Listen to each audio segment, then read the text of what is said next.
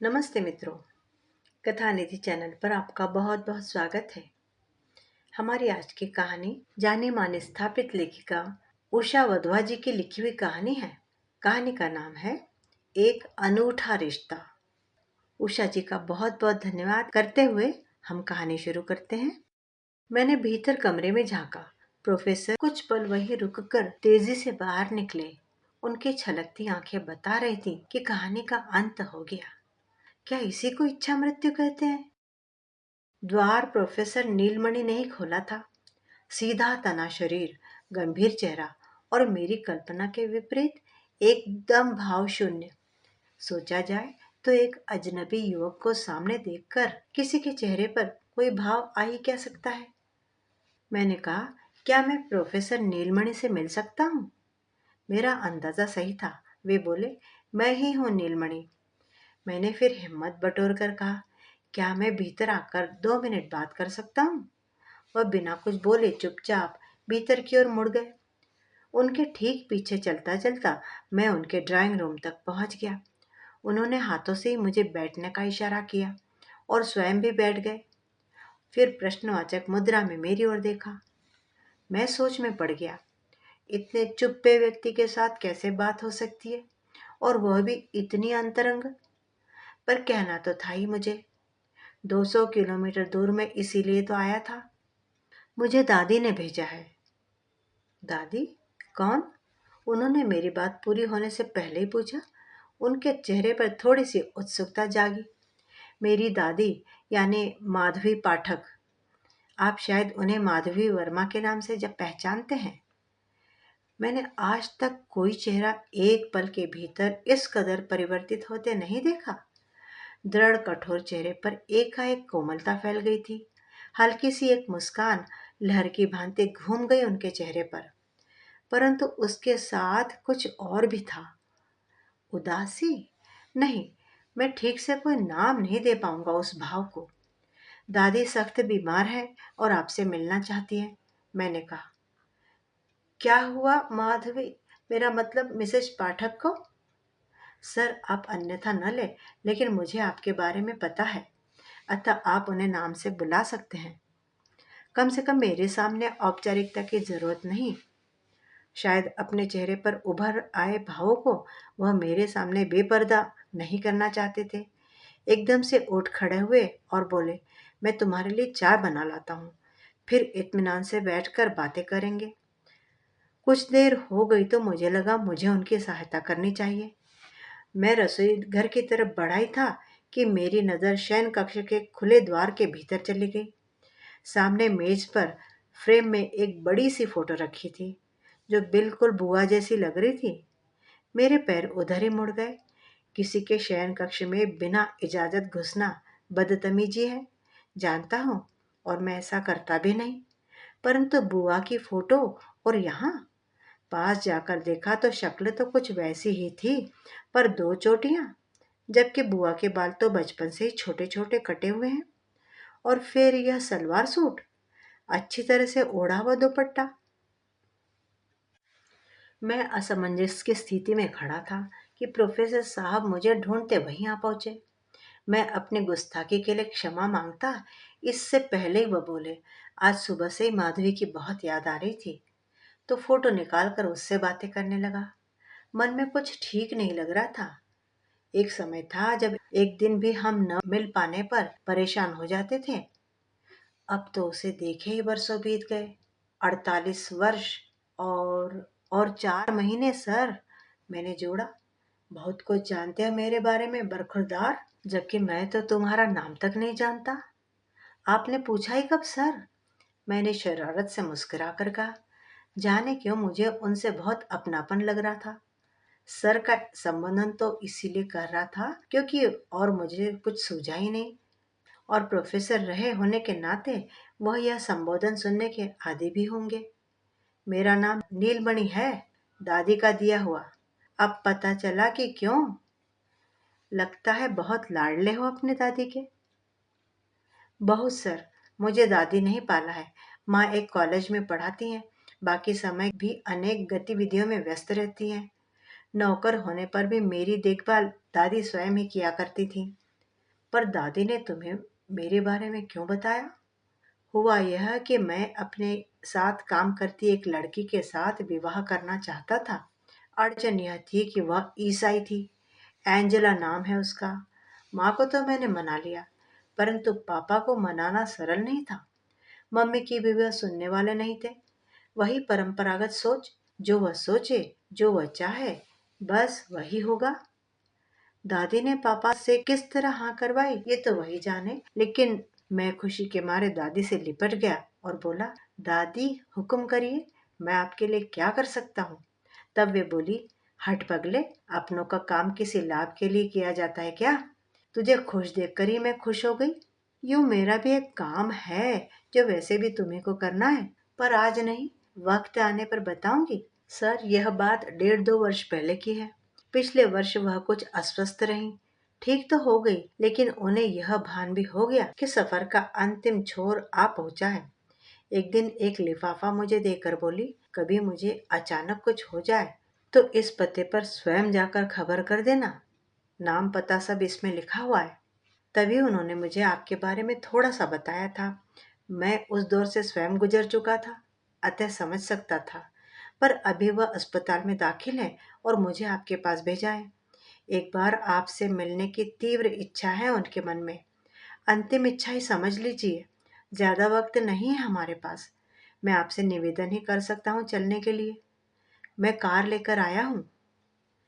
माधवी की छठी इंद्रिय बहुत तेज थी। मुझे अभी तक याद है, उसने बुलाया है तो बिना कारण नहीं होगा, जाना तो है ही। कार में अधूरी रह गई बात का छोर पकड़ते हुए मैंने कहा, मैं जानता हूँ आपने दादी के कारण ही विवाह नहीं किया। ऐसी कोई भीष्म प्रतिज्ञा तो नहीं की थी विवाह न करने की। माँ ने कोशिश भी बहुत की, पर मन मस्तिष्क में तो वही छाई थी। किसी और के भीतर घुसने की गुंजाइश ही कहाँ थी। बाद में मैंने पूरी तरह स्वयं को काम में डुबो दिया। पढ़ाई के साथ साथ शोध कार्य भी करता रहा। शेष समय समाज सेवा में लगा दिया। और अब तो वृद्ध हो गया हूँ। सूनापन सा छा गया है जिंदगी में, कहकर वे सोच में डूब गए। दादी ने आपसे विवाह न करके किसी और से किया। आपको इस बात पर गुस्सा नहीं आया? एंजेला ऐसा करती तो मैं फिर कभी उसकी शक्ल भी न देखता। उस जमाने में लड़के ने किसी और से विवाह कर लिया वाली बात कहाँ होती थी। उनके अपने वश में होता था क्या? लड़कियां पढ़ने तो अवश्य लग गई थी, पर उनका विवाह तो माँ बाप ही तय करते थे। मैं स्वयं मिला था माधवी के पिता से। असल में माधवी के पिता और ससुर दोनों बचपन के मित्र थे और समधी बनने का फैसला कर चुके थे। ये बात हमें मालूम थी, परंतु हमने सोचा था कि हम उन्हें मना लेंगे, औलाद की खुशी को महत्व देंगे। वह यूं भी कोई रस्म तो हुई नहीं थी अभी जिससे कोई बाधा उत्पन्न होती। माधवी के पिता के लिए यह उनके सम्मान का प्रश्न हो गया। बेटी उनके निर्णय के विरुद्ध अपनी इच्छा से कैसे विवाह कर सकती है? उनके लिए दोस्ती की अहमियत अपने बच्चों की खुशी से बढ़कर थी। और पिता ने अपनी ही बात पूरी की। मार्च के महीने में हमारे कॉलेज का स्थापना दिवस मनाया जाता है। मैं इंतजार करता मार्च का। माधवी का मायका तो यही था। हर वर्ष आती वह। बस वहीं मिलते थे कार्यक्रम में। एक दूसरे का कुशल क्षेम पूछने तक की बात होती। उसके आसपास रहने की वह कुछ घंटों की अनुभूति कई दिनों तक मन में छाई रहती थी। फिर उसके माता पिता भी नहीं रहे। उसका आना बंद हो गया। मैं तो यहीं रहता हूँ, सो चला जाता था। मन में एक आस सी रहती थी कि शायद वह आ जाए। दाएं हाथ से स्टीयरिंग संभाले मैंने अपना बायां हाथ बढ़ाकर उनके हाथ पर रखा और स्नेहपूर्वक दबा दिया। कहता भी क्या, अपने आवेग पर काबू पाकर उन्होंने पूछा, तुम्हें अजीब नहीं लगा यह सब सुनकर, जानकर? एक पल को अजीब लगा भी था, और कोई बताता तो शायद विश्वास ही न करता।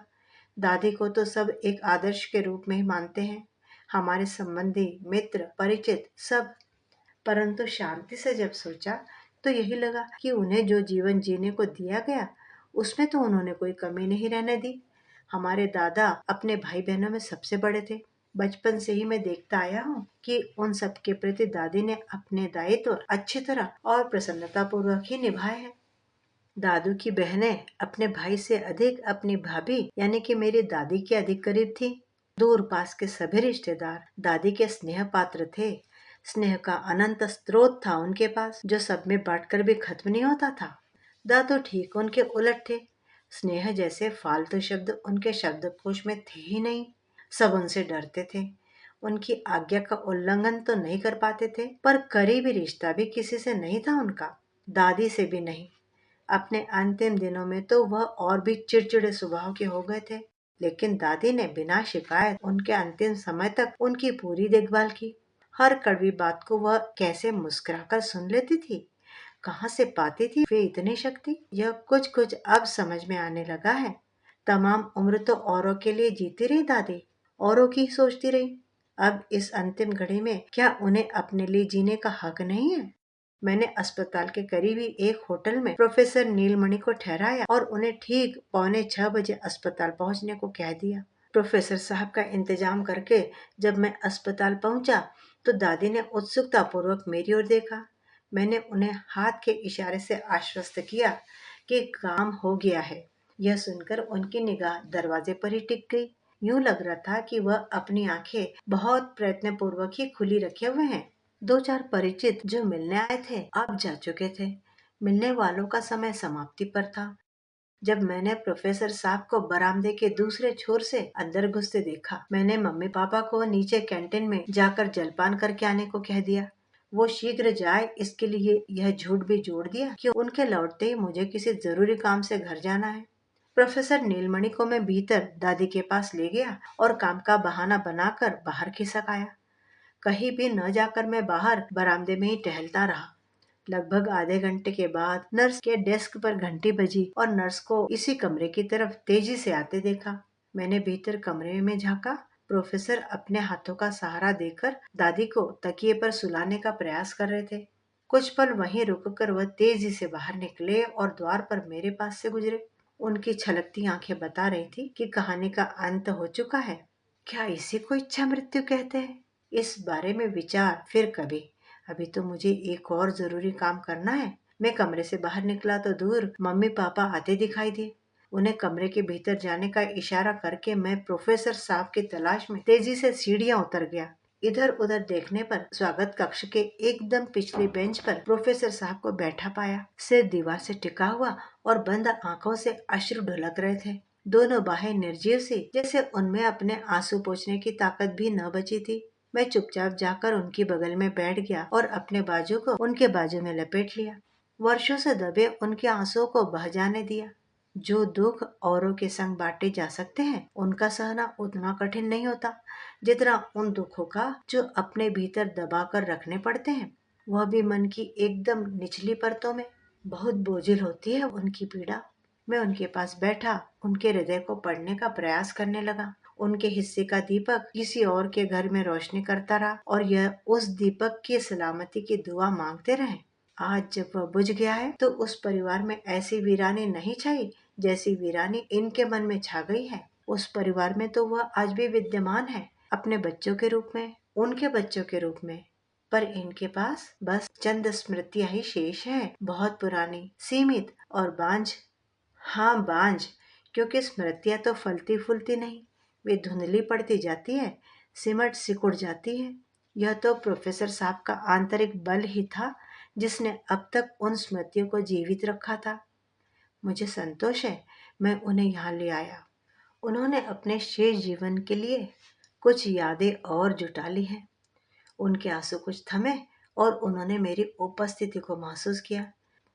मैंने उनका हाथ अपने हाथों के बीच लेते हुए कहा, आप कभी ऐसा मत सोचना कि आप अकेले हैं। जरूरत पड़ने पर मैं करूंगा आपकी देखभाल। आपसे बराबर मिलने आता रहूंगा और उन मुलाकातों के बीच जब भी आपको जरूरत होगी, एक टेलीफोन पर फौरन हाजिर हो जाऊंगा। जाने कैसा आत्मीय संबंध बन गया था मेरा उनसे। लगता ही नहीं था कि आज सुबह ही पहली बार मिले हैं। मन में एकदम से कुछ उठा और मैंने कहा, क्या मैं आपको दादू कहकर बुला सकता हूँ? उन्होंने भीगी नजरों से मुझे देखा और बाहें फैलाकर मुझे अपने सीने से लगा लिया और फिर मेरे माथे पर स्नेहपूर्ण चुम्बन कर इस अनूठे रिश्ते पर मोहर लगा दी। मुझे हमेशा मलाल रहेगा कि मैं अंतिम समय में माँ के पास नहीं था। पापा ने भीगे स्वर में कहा, फिर कुछ रुक कर मुझसे बोले, तुम तो थे ना उनके पास, कुछ बोली थी आंखें बंद करने से पहले? मैं न सच बोल सकता था, न ही झूठ बोलना चाहता था। बस संक्षिप्त सा उत्तर दिया, नहीं, जो कि उनके सभी प्रश्नों का एक साथ ही उत्तर था। दादी के चेहरे पर की वह असीम शांति, वह तृप्त भाव। नहीं, मुझे कोई मलाल नहीं कि परिवार का कोई भी सदस्य उनके पास नहीं था। एक अदृश्य डोर से वह जिसके साथ जिंदगी भर बंधी रही, वही अंतिम क्षणों में उनके साथ थे। यही सबसे महत्वपूर्ण है। मित्रों, अभी आप सुन रहे थे कहानी एक अनूठा रिश्ता, जिसे लिखा है जानी मानी सुप्रतिष्ठित लेखिका उषा वधवा जी ने। उषा जी का एक बार पुनश्च धन्यवाद। पुराने जमाने के लोगों का प्यार ऐसा ही होता था, चुपचाप। अगर एक दूसरे से अलग होना भी पड़ गया तो भी अलग होकर भी एक दूसरे के लिए उनके मन में प्यार बना रहता था। लेकिन एक दूसरे को किसी भी तरह की तकलीफ हो, ऐसा व्यवहार उनका कभी भी नहीं रहता था। अपने अपने कर्तव्य को वो पूरी तरह से निभा जाते थे। मन में उनके प्यार दबा रहता था। जीवन के कर्तव्यों को निभाते हुए वो अपना पूरा शेष जीवन बिता देते थे। कहानी की नायिका दादी तो काफी भाग्यवान थी, ऐसा ही कहना चाहिए, कि उन्हें उनका प्यार कम से कम आखिरी क्षणों में उनके सामने देखने को तो मिला। मित्रों, उम्मीद करती हूँ कि कहानी आपको अच्छी लगी होगी। लाइक और कमेंट जरूर कीजिएगा, और चैनल पर नए हो तो चैनल को सब्सक्राइब भी जरूर कर लीजिएगा। आपका दिन शुभ हो।